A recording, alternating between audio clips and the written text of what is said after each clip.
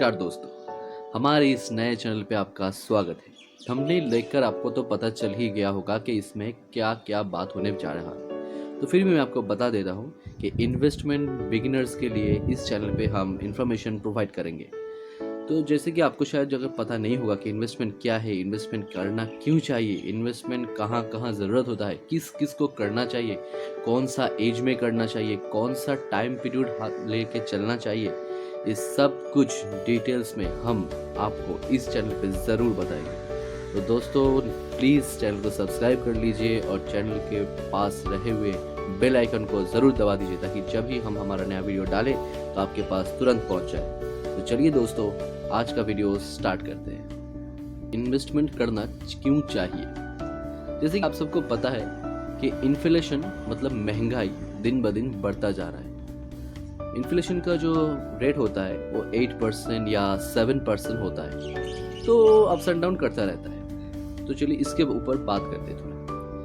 मान लीजिए आप आज एक 100 रुपये का नोट अपने घर में कहीं पे रख देंगे, तो 1 साल के बाद वो 100 का नोट आपका 100 का वैल्यू नहीं देगा, क्योंकि वो 8% से कम हो जाएगा। तो इसका मतलब कि महंगाई इतनी जल्दी बढ़ रहा है। तो मान लीजिए अगर आज आप 1 लाख रुपया सेव कर रहे हैं, तो अगले साल वो कितना कम हो जाएगा। हाँ, काफ़ी लोग कहेंगे कि हम तो एफडी कर लेते हैं, हम तो बैंक में सेविंग में 3% इंटरेस्ट मिल जाता है। लेकिन आप सोचिए, 3% इंटरेस्ट सेविंग में मिलता है, लेकिन इन्फ्लेशन तो 8% होता है। तो अगर 3% इंटरेस्ट आपको सेविंग में मिल रहा है और 6% एफडी में मिल रहा है, मतलब आपका पैसा बढ़ नहीं कम होता जा रहा है। तो चलिए इसको एक छोटा सा एग्जाम्पल से समझते हैं। मान लीजिए जो हमारे यहाँ पे मंथली 50,000 या फिर 60,000 इनकम करते हैं, उनके बाद छोड़ देते हैं। जो 20,000 इनकम करते हैं उनके बारे में सोचते हैं, क्योंकि उन लोगों को पता होता है कि उन लोगों का फ्यूचर बहुत ब्राइट नहीं होता है। तो मान लीजिए कोई बंदा 20,000 मंथली इनकम करता है और उसका जो नीड होता है वो 10,000 में वो कवर करता है, ठीक है। मतलब जो घर का किराया देना हो गया, घर का कुछ खाना वाना हो गया, बहुत ही मतलब चिप के बारे में मैं बोल रहा हूँ। 20,000 तो मतलब कलकत्ता में 15-20 ही मिलता है सबको, इसलिए मैं इसको बोल रहा हूँ। तो उसके बाद 3,000 वो कुछ एक्सपेंसेस में अपना खर्च करता है, तो बाकी 7,000 वो अपने सेविंग अकाउंट में डाल देता है और 3% इंटरेस्ट मिलता है पर एनम। तो 20 साल या 25 साल के 25 साल के बाद आपका वो 7,041 लाख हो जाएगा। चलिए बहुत अच्छा बात है।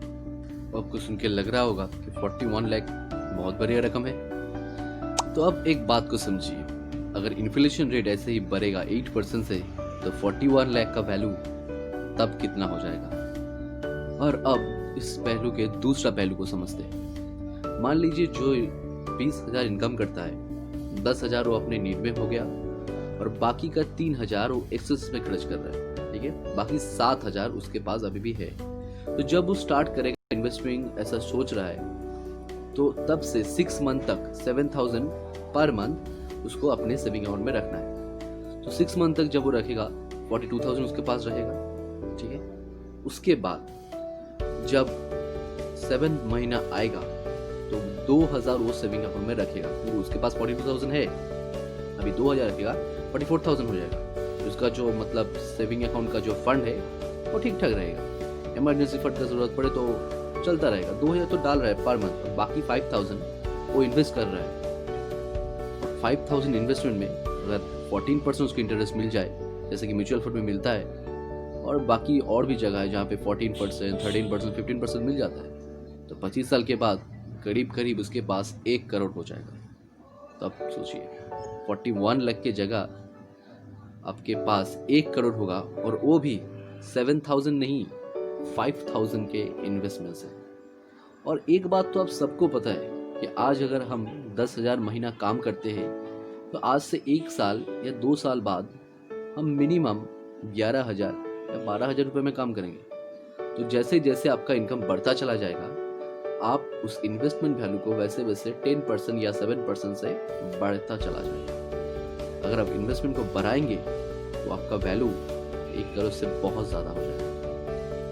तो चलिए दोस्तों, इसको और थोड़ा डिटेल में समझते हैं।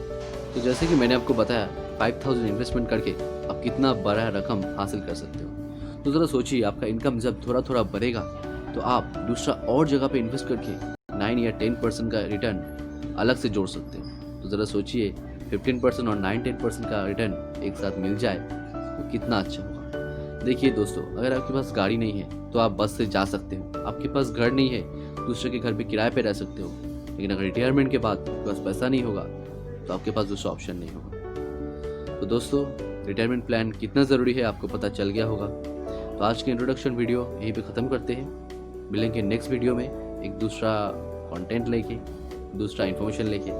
तो चलिए, हमारे चैनल को लाइक कर दीजिए, सब्सक्राइब कर दीजिए और बेल आइकन को ज़रूर दबा देना, क्योंकि जब भी हम नया वीडियो अपलोड करेंगे आपके पास तुरंत पहुंच जाएगा। तो चलिए, आज के लिए बाय बाय।